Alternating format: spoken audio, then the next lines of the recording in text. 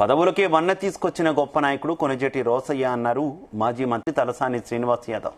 అమీర్పేటలోని nature cure హాస్పిటల్లో నిర్వహించిన రోసయ్య జయంతి వేడుకల్లో పాల్గొన్నారు. మొక్కను నాటి రోసయ్య చిత్రపటం వద్ద నివాళులర్పించారు. ముఖ్యమంత్రిగా, గవర్నర్గా విశేష సేవలు అందించారని గుర్తు చేశారు.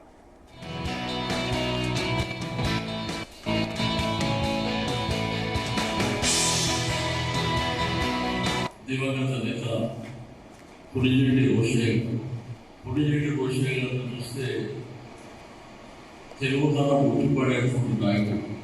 గుంటూరు తెనాలి ప్రాంతంలో వైశ్య కమ్యూనిటీలో జన్మించినటువంటి రోషయ్య గారు ఆయన చదువుకుంటున్నటువంటి రోజుల్లో ఆ తర్వాత సమాజానికి సేవ చేయాలన్నటువంటి దృక్పథంతోనే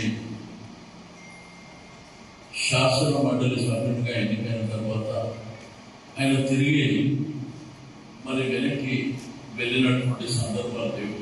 రోషయ్య గారు పుట్టినరోజు మరి 92 సంవత్సరాలు వారు చెందించినటువంటి శుభ తరుణంలో ఇటువంటి అద్భుతమైనటువంటి కార్యక్రమాన్ని ఆర్గనైజ్ చేసినటువంటి డైరెక్టర్ గారికి, ప్రిన్సిపల్ గారికి, సూపరింటెండెంట్ గారికి, మరి ఇందులో పనిచేసేటువంటి డాక్టర్స్, స్టాఫ్, ప్రతి ఒక్కరికి, మా స్టూడెంట్స్ ప్రతి ఒక్కరికి నేను మనస్ఫూర్తిగా అభినందనలు తెలియజేస్తా ఉన్నాను.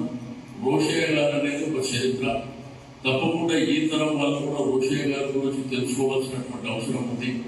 ఆయన ఎప్పుడు చాలా సింప్లిసిటీగా ఉండేటువంటి, వారు వేసే డ్రెస్ కోడ్ కూడా తెలుగుతనం పుట్టిపడేలాగా ఉండేటువంటి వ్యక్తి.